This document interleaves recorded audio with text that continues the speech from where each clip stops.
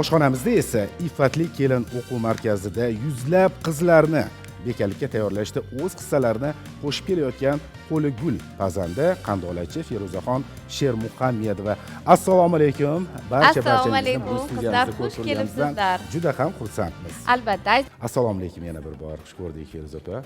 Assalomu alaykum Feruza opa. Yana sizni sog'lik, salomatlikda studiyamizda ko'rganimizdan xursandmiz. Rahmat. Kirib kelayotgan bayram sizga va yaqinlaringizga muborak bo'lsin. Rahmat. Xo'sh, bugun bizga nimalarni taqdim etyapsiz Feruza opa? Bugungi mavzuyimizda ertalabki nonushta desak bo'ladi.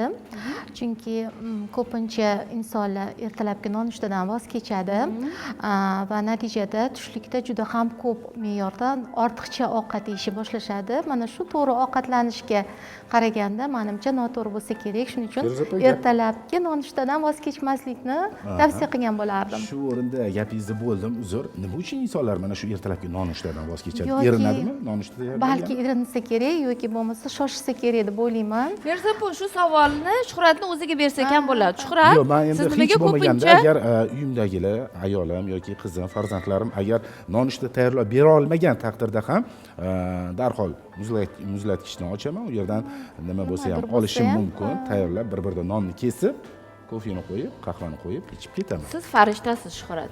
Feruza opa, marhamat. Nimaga Feruza opa? Men kuzatishim bo'yicha mana o'quvchilar bilan ishlayman-ku. Ertalab kelishgan deydi, "Nonushta qildinglarmi?" desam, "Yo'q" deyshadi. Ko'pi nonushta qilmasdan keladi. Bu studentlarga ham tegishli, uyimizda studentlar bor. Ular ham nonushta qilmay shunaqa shoshib ketishadi. Chunki uxlab qolishadi. Chunki juda ham kech yotishadi birinchidan. Ikkinchidan bu nonushta ular uchun kerak emas deydi. Xuddi lekin peshinda ular ko'p miqdorda ovqat yeganini o'zim bilaman-da. Shuni Yomon noto'g'ri odat deb bo'lib o'ylayman. Yomon qolayotganda, odat yoki bo'lmasa tushlikdan ham voz kechib kechqurunga ko'paytirib yeb yotishi mana shunaqa holatlar bo'ladi. Shuning uchun har bir kunni o'zini me'yori bor. 3 mahal taomlanish menimcha zarur deb o'ylayman. Eng to'g'risi va to'g'ri ovqatlanishi eng yaxshisi deb o'ylayman. Yaxshi eslatma bo'ldi Feruza opa. Biz anchadan beri shu nonushtani tark etish haqida eslatmayotgan edik. Bugun yaxshi eslatma bo'ldi. Demak, studentlar, ya'ni talabalar ham o'sha har bittamiz ertalabki nonushtadan voz kechmasligimiz kerak. Shunaqa bir maqolam bormi, naql bormi Nargizaxon? Nonushtani o'zing yegin, tushlikni qo'shning bilan, do'sting bilan bo'lishib yegin, kechki ovqatni dushmaningga berib yuborgin degan. Demak, bunda ham Rahmatli bir onam hikmat ham bor. o'zi ko'p aytardilar. O'sha maktabga ketayotgan paytimda ham nonushta qilmasam, "Yo'q bolam, nonushtani qilgin, bu sani ertalabdan rizqing, nasibing" deb.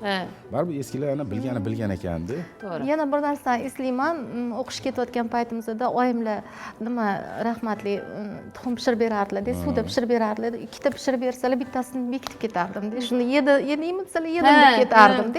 Shuni o'zim endi hozir o'ylasam, shu noto'g'ri qilgan ekanman, yeb ketsam bo'lardi degan bir fikr bo'ladi, lekin yoshlikmi yoki bir nima kerak emas deb hisoblanganmi, ko'pincha shunaqa bo'lsa kerak. Yana undan tashqari yoshligimizda salomatligimiz metinday mustahkam bo'ladida, darrov bilinmaydi. Keyin sekin-sekin o'tishi bilan bilishni boshlaymiz.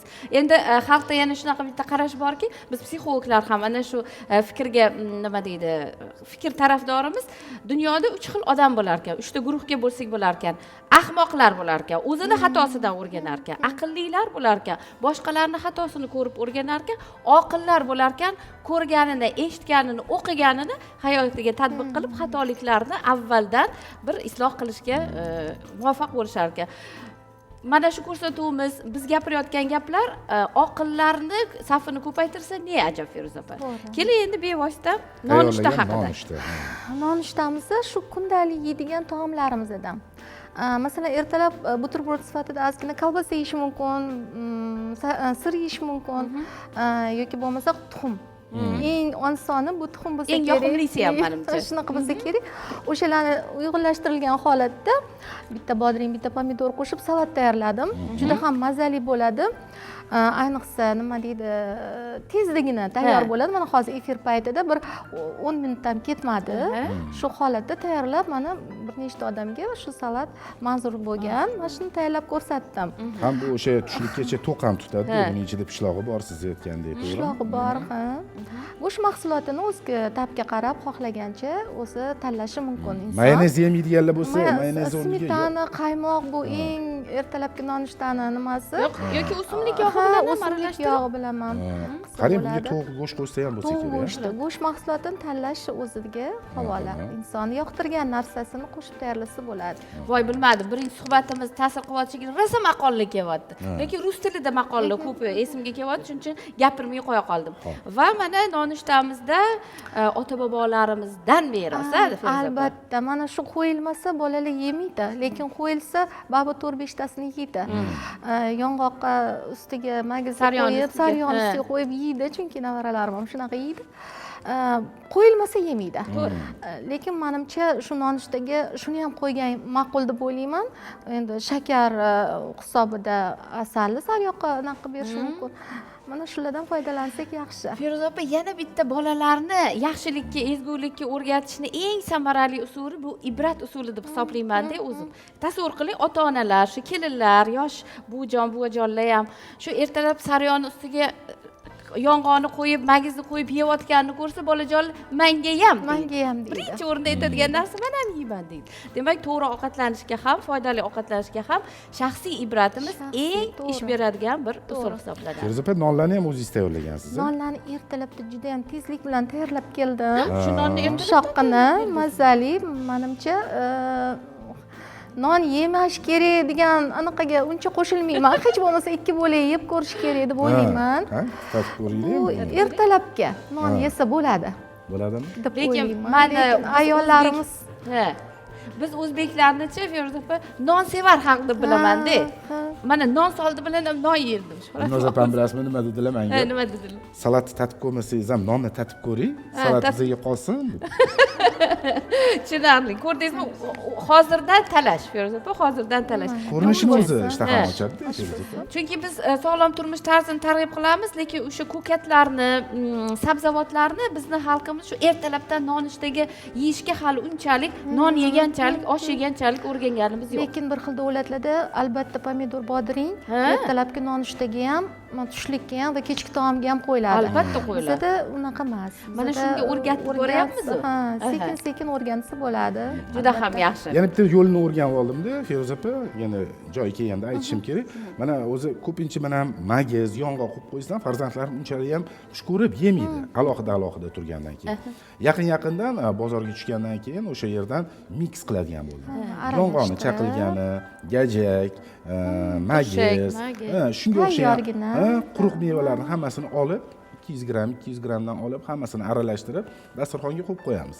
Hech bo'lmaganda o'sha choy umuman ichkisi kelmagan paytda ham o'sha magizni ham qo'shib yeyapti, yong'oqni ham qo'shib yeyapti. Har holda foydali mahsulot yeyapti-da.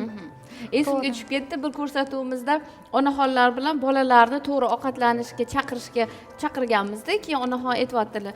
Men uyimda bolalarimga tuzlangan mahsulotlar bermayman dedi. Qanaqa ovqatlanasizlar desam, bolalarimga barra to'g'ralgan karomdan salat qilib beraman-da, o'zimiz tuzlangan karomni yeyveramiz dedilar. Shunga o'xshagan agar ota-ona bizda hammamiz o'ylaymiz. Qovon urug'i ham bor buning ichida. Aytmoqchimanki, ham foydali, to'g'rimi? Shuhrat aytmoqchimanki, shu bir farzandlarimizni yuqoridagi fikrim yana nimagadir o'rgatish bu o'zimizdan boshlanadi. Rahmat. Feruza opa, Salomat bo'ling. eng xursand bo'ladigan joyimiz shuki, siz nafaqat o'zingiz, nafaqat oilangiz, nabiralar uchun, balki sizga o'quvchi bo'lib kelayotgan qizlarimizga, yosh ayollarimizga, kelinchaklarimizga ham mana shu bilimlarni berib, shu o'zingizni tavsiyalaringiz bilan o'rtoqlashasizki, har bittalari o'zlarini xonadonlarida mana shu go'zal odatlarni targ'ib qilishyapti. To'g'ri. Buning uchun sizga minnatdorlik bildiramiz albatta. Rahmat, Salomat bo'ling. kun tilaklar bo'lsin. Rahmat, salomat bo'ling. Feruza opa, sizga ham salomatligingizga, umringizga, kasb-koringizga barakat tilaymiz va ishtiroki uchun minnatdorlik bildiramiz. O'ylaymizki, hamkorligimiz joyida, o'z vaqt soati bilan yana yangi yilda ham davom etaveradi. Rahmat, Sizlarga ham omad tilayman. Rahmat.